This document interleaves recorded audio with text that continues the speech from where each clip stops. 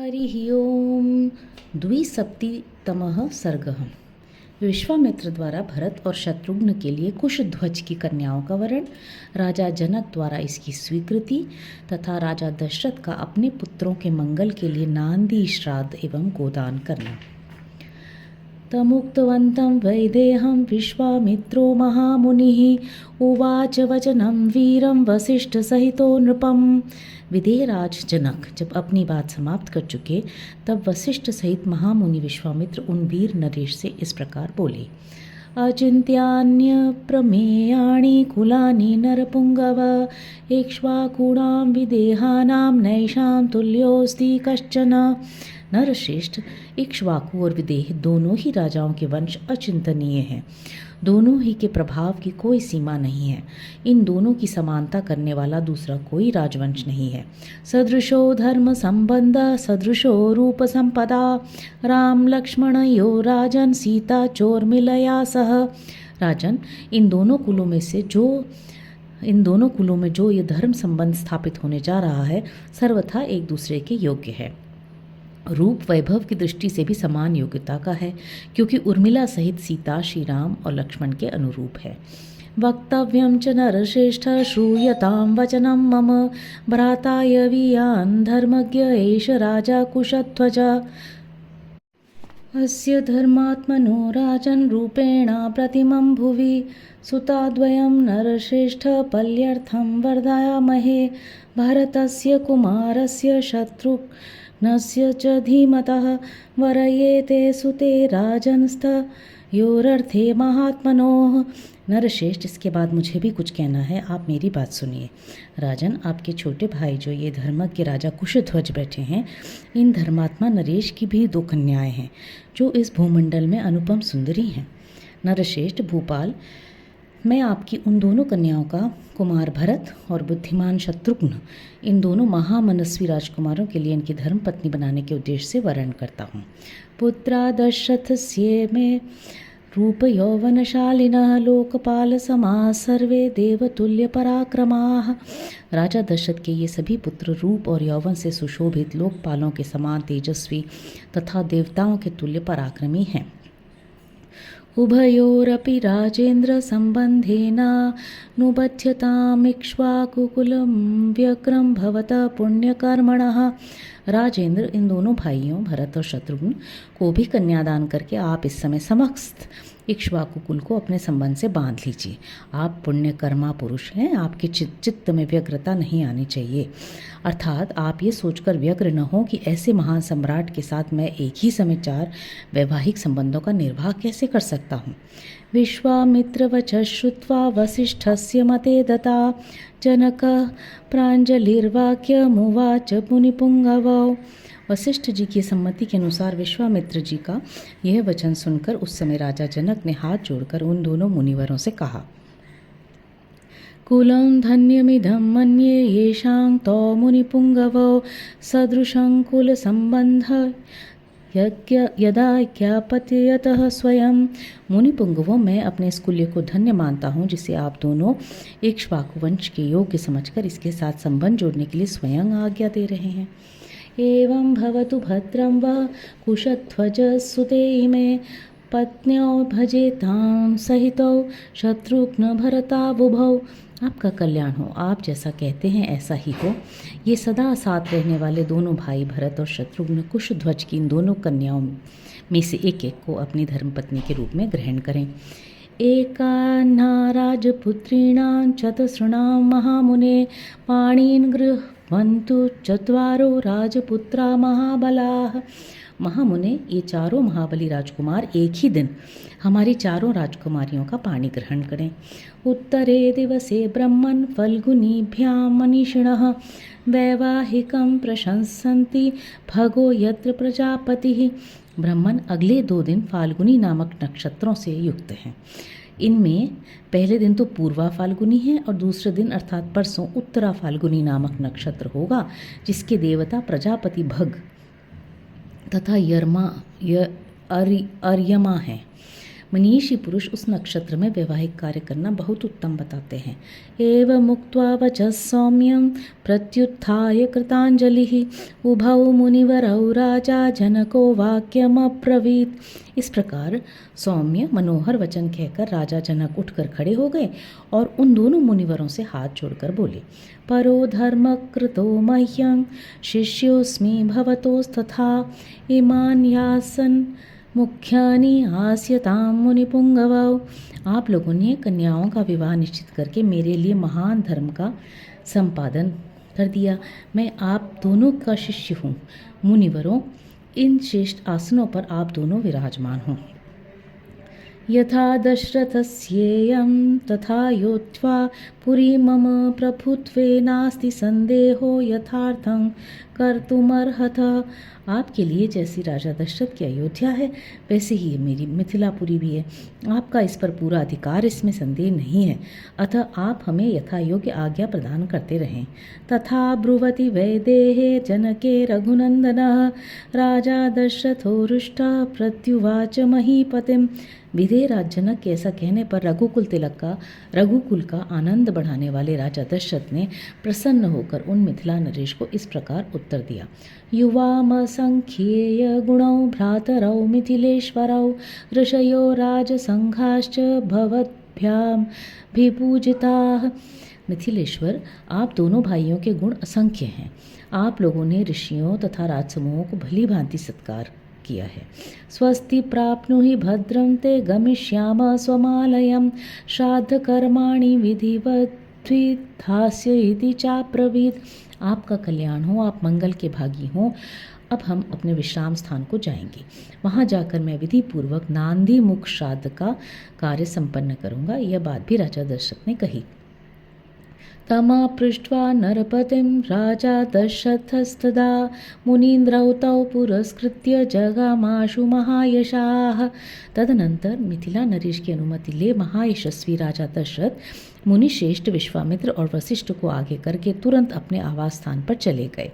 स गत्वा निलयं राजा श्राद्धं कृत्वा विधानतः प्रभाते काल्यमुत्थाय चक्रे गोदानमुत्तमम्। डेरे पर जाकर राजा दशरथ ने अपराह्न काल में विधि पूर्वक आभ्युदयिक श्राद्ध संपन्न किया। तत्पश्चात रात बीतने पर प्रातःकाल उठकर राजा ने तत्कालोचित उत्तम गोदान कर्म किया। गवां शतसहस्रं च ब्राह्मणेभ्यो नराधिपः एकैकदोषो ददौ राजा पुनः पुत्रानुदिश्य धर्मतः।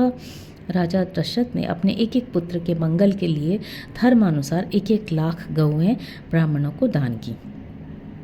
सुवर्णशृंगय संपन्नाः सवत्साः कांस्यदोहनाः गवां शतसहस्राणि चत्वारि पुरुषर्षभः वित्तमन्यच्च सुबहु द्विजेभ्यो रघुनंदनः ददौ गोदानमुद्दिश्य पुत्राणां पुत्रवत्सलः।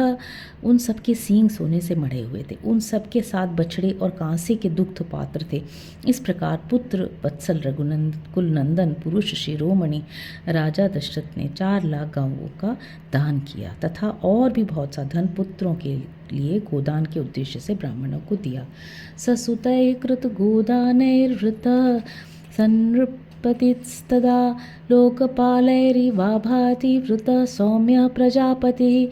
गोदान कर्म संपन्न करके आए हुए पुत्रों से घिरे हुए राजा दशरथ उस समय लोकपालों से घिरकर बैठे हुए शांत स्वभाव प्रजापति ब्रह्मा के समान शोभा पा रहे थे। इतिहासे श्रीमद् रामायणे वाल्मीकि आदि काव्य बालकांडे 270तमः सर्गः। इस प्रकार श्री वाल्मीकि निर्मित आर्ष रामायण आदि काव्य के बालकांड में 72वां सर्ग पूरा हुआ। 370तमः सर्गः। श्री राम आदि चारों भाइयों का विवाह। यस्मिन् अस्तु दिवसे राजा चक्रे गोदानमुत्तमं तस्मिंस्तु दिवसे वीरो युधाजित् समुपेयिवान् पुत्र केकयराजस्य साक्षात् भरतमातुलः दृष्ट्वा पृष्ट्वा च कुशलं राजा नमिदम् अब्रवीत्। राजा दशरथ ने जिस दिन अपने पुत्रों के विवाह के निमित्त उत्तम गोदान किया उसी दिन भरत के सगे मामा कि कई राजकुमार वीर युधाचित वहां आ पहुँचे। उन्होंने महाराज का दर्शन करके कुशल मंगल पूछा और इस प्रकार कहा कि कयाधिपति राजा स्नेहात् कुशलमब्रवीत् येषां कुशल कामोऽसि तेषां सम्प्रत्यनामयं स्वस्त्रियं मम राजेन्द्र द्रष्टुकामो महीपतिः तदर्थमुपयातोऽहं योद्धां रघुनंदनम। रघुनंदन, केकय देश के महाराज ने बड़े स्नेह से आपका कुशल समाचार पूछा है और आप भी हमारे यहाँ के जिन जिन लोगों की कुशल वार्ता जानना चाहते होंगे वे सब इस समय स्वस्थ और सानंद है। राजेंद्र, केकय नरेश मेरे भांजे भरत को देखना चाहते हैं, अतः इन्हें लेने के लिए ही मैं अयोध्या आया था। श्रुत्वा त्वहं योध्यायां विवाहार्थं तवात्मजान् मिथिलामुपयातास्तु त्वया सह महीपते त्वरयाभ्युपयातोऽहं द्रष्टुकामः स्वसुसुतं। परंतु पृथ्वीनाथ, अयोध्या में ये सुनकर कि आपके सभी पुत्र विवाह के लिए आपके साथ मिथिला पधारे हैं, मैं तुरंत यहाँ चला आया, क्योंकि मेरे मन में अपनी बहन के बेटे को देखने की बड़ी लालसा थी। अध राजा दशरथ प्रियातिथिमुपस्थितं दृष्ट्वा परमसत्कारैः पूजनार्हं पूजयत। महाराज दशरथ ने अपने प्रिय अतिथि को उपस्थित देख बड़े सत्कार के साथ उनकी आवभगत की, क्योंकि वे सम्मान पाने के योग्य थे। ततस्तामुषितो रात्रिं सपुत्रैर्महात्मभिः प्रभाते पुनरुत्थाय कृत्वा कर्माणि तत्त्ववित् ऋषींस्तदा पुरस्कृत्य यज्ञवाट्मुपागमन्। तदनंतर अपने महामनस्वी पुत्रों के साथ वह रात व्यतीत करके वे तत्वज्ञ नरेश प्रातःकाल उठे और नित्य कर्म करके ऋषियों को आगे किए जनक की यज्ञशाला में पहुँचे। युक्ते मुहूर्ते विजये सर्वाभरणभूषितये भ्रातभिः सहितो राम कृत्कौतुकमङ्गलः वसिष्ठं पुरतः कृत्वा महर्षीन् परानपि वसिष्ठो भगवा नेत्य वैदेहमिदं ब्रवीत्। तत्पश्चात विवाह के योग्य विजय नामक मुहूर्त आने पर दूल्हे के अनुरूप समस्त वेशभूषा से अलंकृत हुए भाइयों के साथ श्री रामचंद्र जी भी वहां आए। वे विवाह कालोचित मंगलाचार पूर्ण कर चुके थे तथा वशिष्ठ मुनि एवं अन्यान्य महर्षियों को आगे करके उस मंडप में पधारे थे। उस समय भगवान वशिष्ठ ने विदेहराज जनक के पास जाकर इस प्रकार कहा। राजा दशरथो राजन् कृत्कौतुकमङ्गलैः पुत्रैर्नरवरश्रेष्ठो दातारंभिकांक्षते। राजन, नरेशों में श्रेष्ठ महाराज दशरथ अपने पुत्रों का वैवाहिक सूत्र बंधन रूप मंगलाचार संपन्न करके उन सब के साथ पधारे हैं और भीतर आने के लिए दाता के आदेश की प्रतीक्षा कर रहे हैं। दात्र प्रतिगृहीतृभ्यां सर्वार्थाः संभवन्ति हे सर्वस्वधर्मं प्रतिपद्यस्व कृत्वा वैवाहिकमुत्तमम्। क्योंकि दाता और प्रतिगृहीता दान करने वाले का सहयोग होने पर ही समस्त दान धर्मों का संपादन संभव होता है। अतः आप विवाह कालोपयोगी शुभ कर्मों का अनुष्ठान करके उन्हें बुलाइए और कन्यादान स्वरूप स्वधर्म का पालन कीजिए। इत्युक्तः परमोदारो वसिष्ठेन महात्मना प्रत्युवाच महातेजा वाक्यम परम धर्मवित्। महात्मा वशिष्ठ के ऐसा कहने पर परम उदार, परम धर्मज्ञ और महातेजस्वी राजा जनक ने इस प्रकार उत्तर दिया। कस्थित प्रतिहारो में कस्याज्ञां संप्रतीक्षते स्वगृहे को विचारोस्ति यथा राज्यमिदं तव कृत्कौतुक सर्वस्वा वेदी मूलमुपागताः मम कन्या मुनिश्रेष्ठ दीप्ता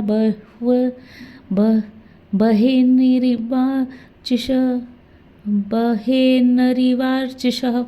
मुनिश्रेष्ठ, महाराज के लिए मेरे यहाँ कौन सा पहरेदार खड़ा है? वे किसके आदेश की प्रतीक्षा कर रहे हैं? अपने घर में आने के लिए कैसा सोच विचार है? ये जैसे मेरा राज्य है वैसा ही आपका है। मेरी कन्याओं का वैवाहिक सूत्र बंधन रूप मंगल कृत्य संपन्न हो चुका है। अब वे यज्ञ वेदी के पास आकर बैठी हैं और अग्नि की प्रज्वलित शिखाओं के समान प्रकाशित हो रही हैं। सद्योऽहं त्वत्प्रतीक्षोऽस्मि वेदामस्यां प्रतिष्ठितः अविघ्नं क्रियतां सर्वं किमर्थं हि विलम्ब्यते। इस समय तो मैं आपकी ही प्रतीक्षा पर वेदी में बैठा हूँ। आप निर्विघ्नता पूर्वक सब कारण पूर्ण करिए, विलंब किस लिए करते हैं। तद्वाक्यम जनकेनोक्तम श्रुत्वा दशरथस्तथा प्रवेशयामास सुतान सर्वान् ऋषिगणानपि। वशिष्ठ जी के मुख से राजा जनक की कही हुई बात सुनकर महाराज दशरथ उस समय अपने पुत्रों और संपूर्ण महर्षियों को महल के भीतर ले आए। तद्वाक्यं जनकेनोक्तं श्रुत्वा दशरथस्तदा प्रवेशयामास सुतान् सर्वान् ऋषिगणानपि। वशिष्ठ जी के मुख से राजा जनक की कही हुई बात सुनकर महाराज दशरथ उस समय अपने पुत्रों और संपूर्ण महर्षियों को महल के भीतर ले आए। ततो राजा विदेहानां वसिष्ठमिदम् अब्रवीत् कारयस्व ऋषे सर्वा ऋषिभिः सधार्मिक रामस्य लोकरामस्य क्रियां वैवाहिकीं प्रभो। तदनंतर विदेहराज ने वशिष्ठ जी से इस प्रकार कहा, धर्मात्मा महर्षि प्रभो, आप ऋषियों को साथ लेकर लोकाभिराम श्री राम के विवाह की संपूर्ण क्रिया कराइए।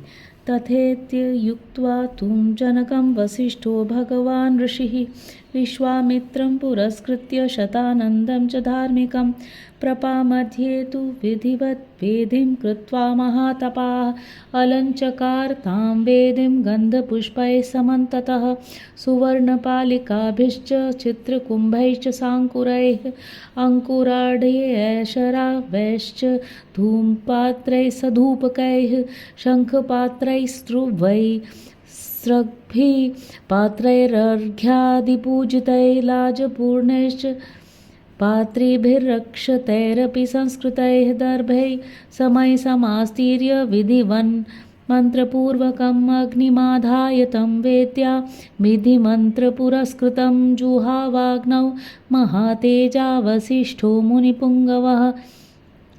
तब जनक जी ने बहुत अच्छा कहकर महातपस्वी भगवान वशिष्ठ मुनि ने विश्वामित्र और धर्मात्मा शतानंद जी को आगे करके विवाह मंडप के मध्य भाग में विधि पूर्वक वेदी बनाई तथा गंध फूलों के द्वारा उसे चारों ओर से सुंदर रूप से सजाया। वहाँ बहुत सी सुवर्ण पालिकाएं, यव के अंकुरों से युक्त चित्रित कलश, अंकुर जमाए हुए सकोरे, धूप युक्त धूप पात्र, शंख पात्र, श्रुवा, श्रुक, अर्घ्य आदि पूजन पात्र, लावा, खीलों से भरे हुए पात्र तथा धोए हुए अक्षत आदि समस्त सामग्रियों को भी यथास्थान रख दिया। तत्पश्चात महातेजस्वी मुनिवर वशिष्ठ जी ने बराबर कुशों को वेदी के चारों ओर बिछाकर मंत्रोच्चारण करते हुए विधि पूर्वक अग्नि स्थापन किया और विधि को प्रधानता देते हुए मंत्र पाठ पूर्वक प्रज्वलित अग्नि में हवन किया। ततः सीतां समानीय सर्वाभरणभूषितां समक्षमग्नेः संस्थाप्य राघवाभिमुखे तदा अब्रवीज्जनको राजा कौसल्यानन्दवर्धनम् इयं सीता मम सुता सधर्मचरी तव प्रतीच्छ चैनां भद्रं ते पाणिं गृहीश्च पाणिना पतिव्रता महाभागा छायेवानुगता सदा। तदनंतर राजा जनक ने सब प्रकार के आभूषणों से विभूषित सीता को ले आकर अग्नि के समक्ष श्री रामचंद्र जी के सामने बिठा दिया और माता कौशल्या का आनंद बढ़ाने वाले उन श्री राम से कहा, रघुनंदन, तुम्हारा कल्याण हो। यह मेरी पुत्री सीता तुम्हारी सधर्मणि के रूप में उपस्थित है, इसे स्वीकार करो और इसका हाथ अपने हाथ में ले लो। यह परम पतिव्रता, महान सौभाग्यवती और छाया की भांति सदा तुम्हारे पीछे चलने वाली होगी। इत्युक्त्वा प्राक्षीपद राजा मंत्रभूतं जलं तदा साधु साध्विति देवानां ऋषीणां वदतां तदा। यह कहकर राजा ने श्री राम के हाथ में मंत्र से पवित्र हुआ संकल्प का जल छोड़ दिया। उस समय देवताओं और ऋषियों के मुख से जनक के लिए साधुवाद सुनाई देने लगा। देवदुन्दुभि निर्घोष पुष्प वर्षो महान भूत एवं दत्वा सुतां सीतां मंत्रोदक पुरस्कृताम् अब्रवीज्जनको राजा हर्षेणाभिपरिप्लुतः लक्ष्मणागच्छ भद्रं ते ऊर्मिलामुद्यतां मया प्रतीच्छ पाणिं गृहीष्व माद्भूतकाल्यस्य पर्ययः। देवताओं के नगाड़े बजने लगे और आकाश से फूलों की भारी भारी वर्षा हुई। इस प्रकार मंत्र और संकल्प के जल के साथ अपनी पुत्री सीता का दान करके हर्षमग्न हुए राजा जनक ने लक्ष्मण से कहा, लक्ष्मण, तुम्हारा कल्याण हो। आओ, मैं उर्मिला को तुम्हारी सेवा में दे रहा हूँ, इसे स्वीकार करो, इसका हाथ अपने हाथों में ले लो, इसमें विलम्ब नहीं होना चाहिए। तमेव मुक्त्वा जनको भरतं चाप्यभाषत गृहाण पाणिं मांडव्या पाणिना रघुनंदन। रघुनंदन लक्ष्मण से ऐसा कहकर जनक ने भरत से कहा, रघुनंदन मांडवी का हाथ अपने हाथ में ले लो। शत्रुघ्नं चापि धर्मात्मा अब्रवीन्मिथिलेश्वर श्रुतकीर्तेर्महाबाहो पाणिं गृह्णीष्व पाणिना सर्वे भवन्तः सौम्याश्च सर्वे सुचरितव्रताः पत्नीभिः सन्तु काकुत्सा मा भूतकालस्य पर्ययः। फिर धर्मात्मा मिथिलेश ने शत्रुघ्न को संबोधित करके कहा, महाबाहो तुम अपने हाथ से शुद्ध कीर्ति का पानी ग्रहण करो। तुम चारों भाई शांत स्वभाव के हो, तुम सबने उत्तम व्रत का भली भांति आचरण किया है। ककुत्स कुल के भूषण रूप तुम चारों भाई पत्नी से संयुक्त हो जाओ, इस कार्य में विलम्ब नहीं होना चाहिए। जनकस्य वचः श्रुत्वा पाणीन् पाणिभिरस्पृशन् चत्वारस्ते चतसृणां वसिष्ठस्य मते स्थिता अग्निं प्रदक्षिणं कृत्वा वेदिं राजानमेव च ऋषिश्चापि महात्मानः सभार्या रघुत्वः यथोक्तेन ततश्चक्रुः विवाहं विधिपूर्वकम्। राजा जनक का यह वचन सुनकर उन चारों राजकुमारों ने चारों राजकुमारियों के हाथ अपने हाथ में ले लिए। फिर वशिष्ठ जी की सम्मति से उन रघुकुल रत्न महामनस्वी राजकुमारों ने अपनी अपनी पत्नी के साथ अग्नि, वेदी, राजा दशरथ और ऋषि मुनियों की परिक्रमा की और वेदोक्त विधि के अनुसार वैवाहिक कार्य पूर्ण किया। पुष्पवृष्टिर्महत्यासीदन्तरिक्षा शुभास्वरा दिव्यदुन्दुभिर्निर्घोषैर्गीतवादित्रनिःस्वप्नैः ननृतुश्चाप्सरसङ्घा गन्धर्वाश्च जगुकलं विवाहे रघुमुख्यानां तदद्भुतम दृश्यत। उस समय आकाश से फूलों की बड़ी भारी वर्षा हुई जो सुहावनी लगती थी। दिव्य दुंदुभियों की गंभीर ध्वनि, दिव्य गीतों के मनोहर शब्द और दिव्य वाद्यों के मधुर घोष के साथ झुंड की झुंड अप्सराएं नृत्य करने लगी और गंधर्व मधुर गीत गाने लगी। उन रघुवंश शिरोमणि राजकुमारों के विवाह में वह अद्भुत दृश्य दिखाई दिया। ईदृशे वर्तमाने तु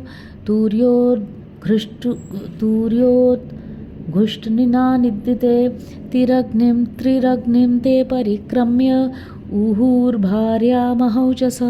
शहनाई आदि बाजों के मधुर घोष से गूंजते हुए उस वर्तमान विवाहोत्सव में उन महातेजस्वी राजकुमारों ने अग्नि की 3 बार परिक्रमा करके पत्नियों को स्वीकार करते हुए विवाह कर्म संपन्न किया। अथोपकार्यं जगमुस्ते सभार्या रघुनंदनाः राजाप्यनुययो पश्यन् सर्षि संघ संबांधवः। तदनंतर रघुकुल को आनंद प्रदान करने वाले वे चारों भाई अपनी पत्नियों के साथ जनवासे में चले गए। राजा दशरथ भी ऋषियों और बंधु बांधवों के साथ पुत्रों और पुत्र वधुओं को देखते हुए उनके पीछे पीछे चले गए। इत्यार्षे श्रीमद् रामायणे वाल्मीकि आदि काव्ये बालकांडे 73तमः सर्गः। इस प्रकार श्री वाल्मीकि निर्मित आर्ष रामायण आदि काव्य के बालकांड में 73वां सर्ग पूरा हुआ। हरि ओम।